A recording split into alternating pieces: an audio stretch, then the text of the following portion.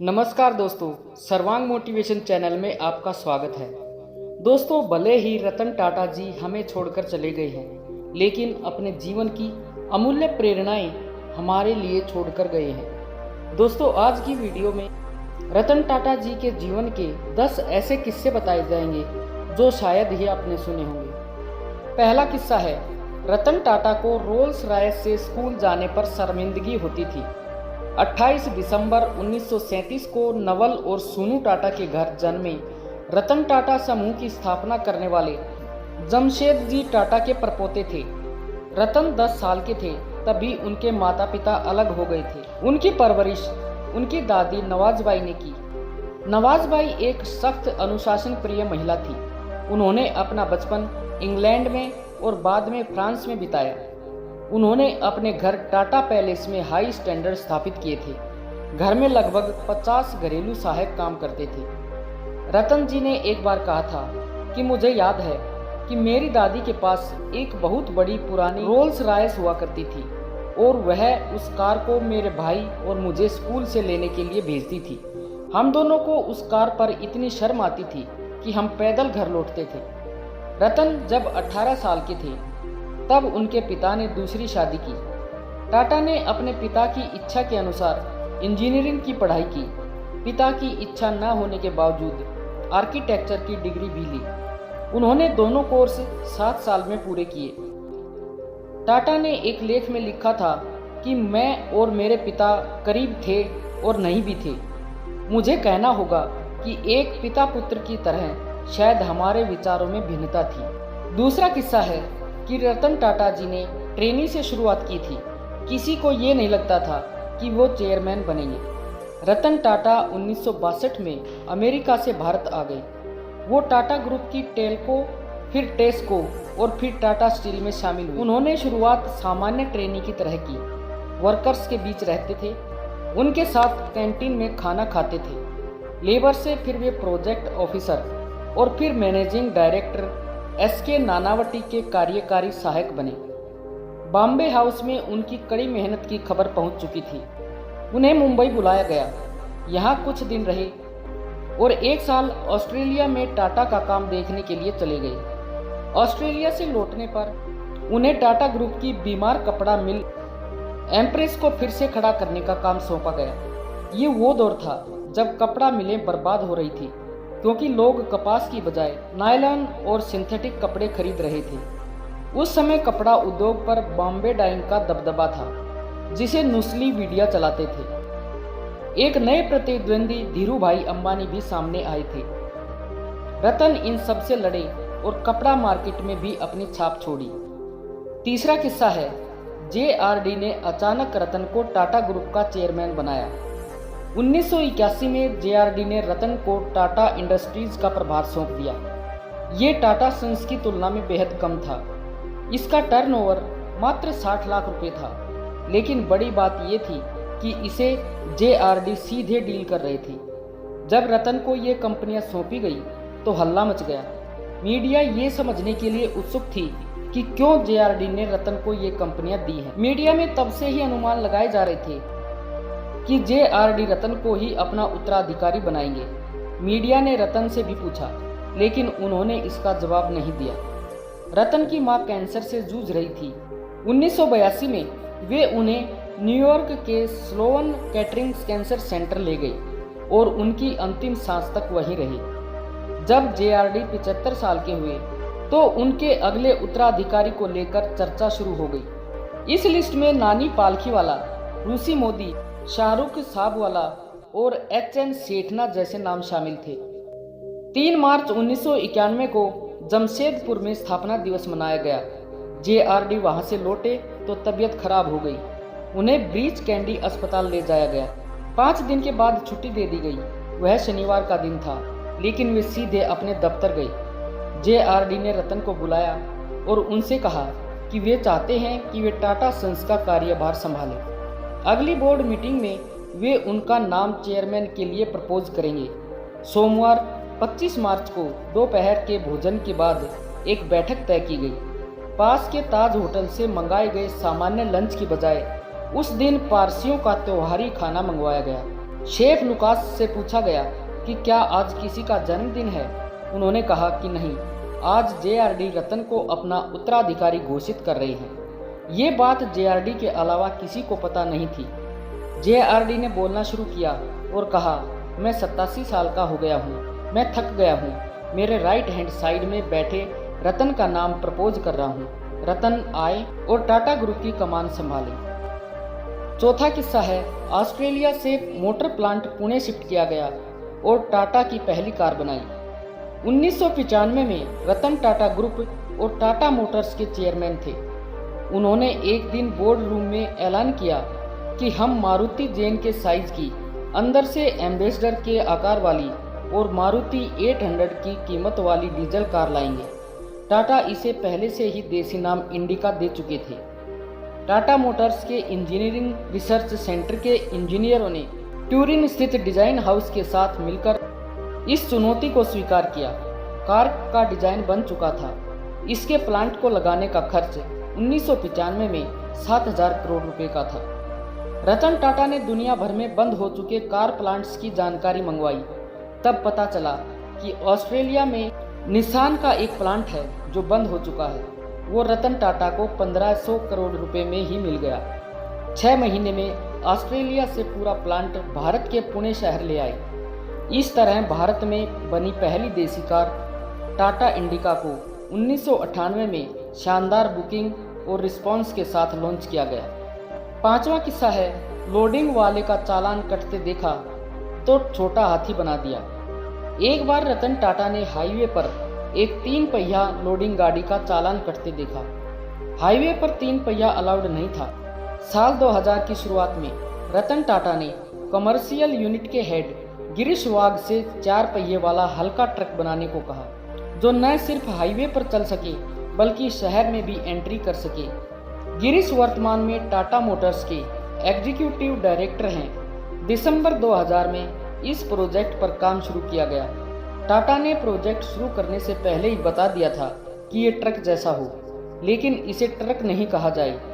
ये जरूर ध्यान रखें कि हम इसे छोटे व्यापारी और ट्रांसपोर्टर्स के लिए बना रहे हैं। इसका एवरेज दूसरों से ज़्यादा और दाम कम होना चाहिए। ये टाटा का पहला कमर्शियल व्हीकल था जिसका 60% हिस्सा आउटसोर्स किया गया था ताकि कम कीमत में लोगों को डिलीवर किया जा सके।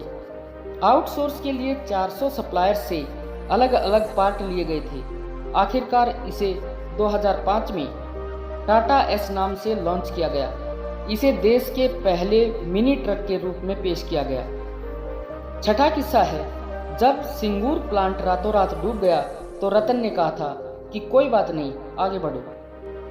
2006 में टाटा मोटर्स के एग्जीक्यूटिव डायरेक्टर गिरीश वाघ ने बॉम्बे हाउस में रतन टाटा से मुलाकात की। यह वह समय था जब टाटा मोटर्स पश्चिम बंगाल के सिंगूर में टाटा नैनो प्लांट लगाने की तैयारी कर रहा था। गिरीश के साथ plant construction head MB Kulkarni भी थे। मीटिंग में दोनों ने रतन टाटा को बताया कि जो जमीन प्लांट के लिए मिली है वह 1100 एकड़ है। जब टाटा ने लोकेशन का दौरा किया तो देखा कि जमीन हाईवे से 13-14 फीट नीचे थी।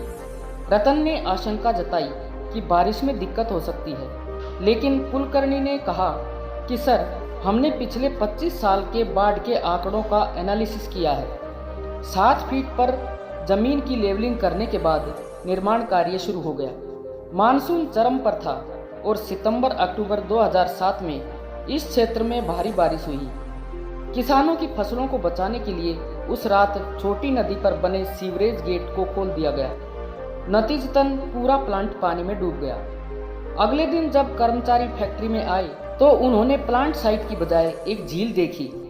टीम ने कंस्ट्रक्शन प्लांट को बदलने के बारे में सोचा। उन्होंने तत्कालीन MD कांत को सूचित किया। कांत ने कहा कि आप मुंबई आकर रतन टाटा को बताएं। इसके बाद गिरीश वाघ और MB कुलकर्णी घबरा गई, क्योंकि साल भर पहले ही रतन टाटा ने उन्हें बता दिया था कि बारिश में दिक्कत हो सकती है। इसके बाद दोनों हिम्मत करके बॉम्बे हाउस पहुंचे। रतन टाटा को पूरी बात बताई गई तो उन्होंने सिर्फ एक सवाल पूछा, प्लांट में पानी कहां से आया। इसके बाद उन्होंने कहा कि ठीक है, नए प्लान पर आगे बढ़िए। वाघ ने एक इंटरव्यू में कहा कि जब आपके पास इस तरह का सपोर्ट हो तो कोई कैसे आगे ना बढ़े। हमने 4 महीने की देरी से प्लांट फिर से खड़ा कर दिया। 7वां किस्सा है, बारिश में भीगते परिवार को देखकर बना दी लखटकिया कार नैनो। एक इंटरव्यू में रतन टाटा से पूछा गया कि 1 लाख रुपए की कार बनाने का आइडिया उन्हें कहां से आया, तो उन्होंने बताया कि मैं बहुत से भारतीय परिवारों को स्कूटर पर सवारी करते देखता हूँ। लोग स्कूटर से चलते हैं, उनके आगे एक बच्चा खड़ा होता है, पीछे उनकी पत्नियां बच्चे को बाहों में लिए बारिश में भीगी फिसलन वाली सड़कों पर सफर करती हैं। हादसे का खतरा होता है। मैंने सोचा कि ये एक परिवार के लिए कितना खतरनाक सफर है। क्या हम ऐसे परिवारों को एक सुरक्षित सवारी दे सकते हैं? इसके बाद हमने एक नई छोटी 1 लाख रुपए की कार बनाने का फैसला किया। हालांकि ये इतना आसान नहीं था। 18 मई 2006 को रतन टाटा ने ऐलान किया कि वे पश्चिम बंगाल के हुगली जिले के सिंगूर में टाटा नैनो कार का प्लांट लगाएंगे। तब पश्चिम बंगाल में सीएम बुद्धदेव भट्टाचार्य की अगुवाई वाली लेफ्ट की सरकार थी। विपक्ष में थी ममता बनर्जी। बुद्धदेव ने नैनो प्रोजेक्ट का स्वागत किया, लेकिन ममता प्रोजेक्ट के लिए जमीनों के अधिग्रहण के विरोध में धरने पर बैठ गई। ममता की भूख हड़ताल 24 दिन तक चली। 1000 एकड़ जमीन अधिग्रहित की जा चुकी थी, लेकिन विरोध के चलते काम शुरू नहीं हो पाया था। 3 अक्टूबर 2008 को रतन टाटा को ऐलान करना पड़ा कि वह नैनो का प्लांट सिंगूर से कहीं और ले जाएंगे। इसके बाद नरेंद्र मोदी ने रतन टाटा का गुजरात में स्वागत किया। यह समय गुजरात के विकास मॉडल और नरेंद्र मोदी की राष्ट्रीय राजनीति के उदय का था। उन्होंने 3.5 लाख रुपए प्रति एकड़ के हिसाब से टाटा को प्लांट लगाने के लिए 1100 एकड़ जमीन ऑफर की। कहा जाता है कि सिंगूर से निकलने की घोषणा के बाद मोदी ने टाटा को एक शब्द का मैसेज लिखा था, सुस्वागतम। कुछ ही दिनों में गुजरात के सानंद प्लांट पर नैनो नाम की लखटकिया कार बनकर तैयार हो गई। 10 जनवरी 2008 को दिल्ली के ऑटो एक्सपो में इसे लॉन्च किया गया।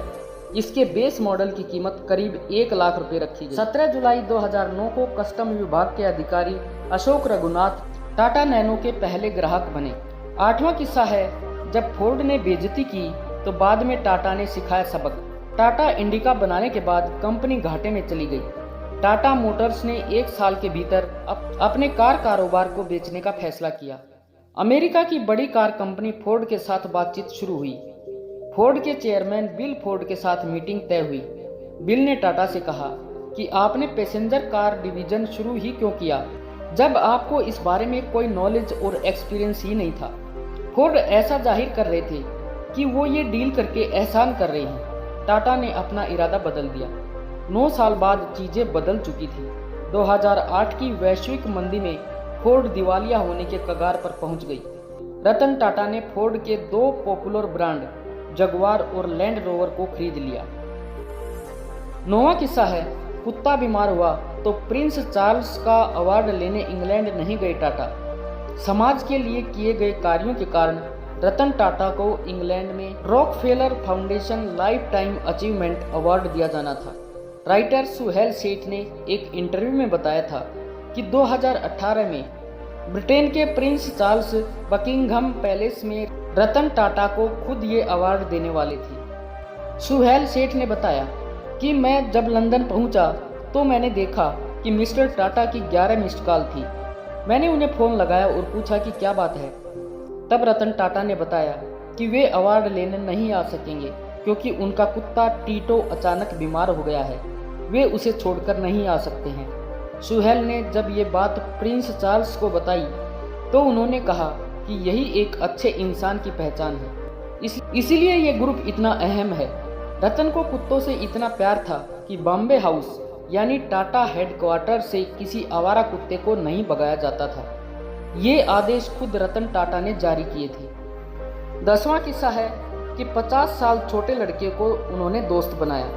रतन टाटा के आसपास हर वक्त एक नौजवान नजर आता है जिसका नाम शांतनु नायडू है। शांतनु का रतन से कोई पारिवारिक संबंध नहीं है, बल्कि वह टाटा ट्रस्ट के डिप्टी जनरल मैनेजर हैं। जानवरों के साथ नायडू की दोस्ती ने उन्हें रतन का दोस्त बना दिया। नायडू ने एक इंटरव्यू में बताया था कि 2014 में वह पुणे के टाटा एलेक्सी में ऑटोमोबाइल डिजाइन इंजीनियर के रूप में काम कर रहे थे। एक रोज ऑफिस से घर लौटते वक्त उन्हें सड़क पर एक मरा हुआ कुत्ता दिखाई दिया। इसे देखकर वह इतना परेशान हुए कि उन्होंने आवारा कुत्तों को कार की चपेट में आने से बचाने के लिए रिफ्लेक्टिव कॉलर बनाई। जब कुत्ते के शरीर में लगाए जाने वाले इस डिवाइस की मांग बढ़ने लगी तो फंड की कमी के कारण लोगों की मांग पूरी करने में उन्हें दिक्कतें आने लगी। तभी उनके पिता ने उनसे टाटा को एक पत्र लिखने का आग्रह किया। पहले तो वे झिझके, लेकिन आखिरकार उन्होंने रतन टाटा को एक पत्र लिख ही दिया। 2 महीने बाद नायडू को टाटा की ओर से एक पत्र मिला जिसमें शांतनु को निजी रूप से मिलने के लिए कहा गया। इस मुलाकात में रतन टाटा इतने प्रभावित हुए कि उन्होंने शांतनु के एनजीओ मोटोपॉज को फंड देने का फैसला किया। इसके बाद ही मोटोपॉज ने सिर्फ कुत्ते ही नहीं बल्कि बाघों के लिए भी कॉलर डिवाइस बनाने का फैसला किया। इससे देश भर में जानवरों से जुड़ी घटनाओं में कमी आई। कॉर्नेल यूनिवर्सिटी से MBA की पढ़ाई करने वाले शांतनु नायडू टाटा समूह में काम करने वाले अपने परिवार की 5वीं पीढ़ी है। 2018 में अमेरिका से MBA की पढ़ाई कर वापस लौटने के बाद वह टाटा ट्रस्ट में डिप्टी जनरल मैनेजर के रूप में शामिल हो गए। रतन टाटा के सबसे करीबी माने जाने वाले 30 साल के शांतनु नायडू ने बताया कि वे खुद कार चलाकर मुझे मुंबई के थाई पवेलियन ले गए थे। डिनर के दौरान मैंने टाटा से कहा, जब मैं ग्रेजुएट हो जाऊंगा तो क्या आप मेरे दीक्षांत समारोह में आएंगे? इस पर टाटा ने कहा कि मैं पूरी कोशिश करूंगा, और वे आए भी। शांतनु ने कहा कि मैं कॉर्नेल यूनिवर्सिटी में MBA करने अमेरिका जा रहा था, तब उनसे पहली बार मिला। उन्होंने मेरी चोट देखकर मजाक में कहा था कि किसी डॉग ने काट लिया, और फिर तुरंत ही माफी मांगने लगे और कहा कि बहुत खराब जोक था। तो दोस्तों, ये थे रतन टाटा जी के जीवन के 10 ऐसे किस्से जिनसे आपको काफी प्रेरणा मिली होगी। कृपया कमेंट में अपने सुझाव अवश्य दें, और अगर वीडियो अच्छी लगी हो तो वीडियो को लाइक व शेयर करें और चैनल को सब्सक्राइब करना ना भूलें। धन्यवाद।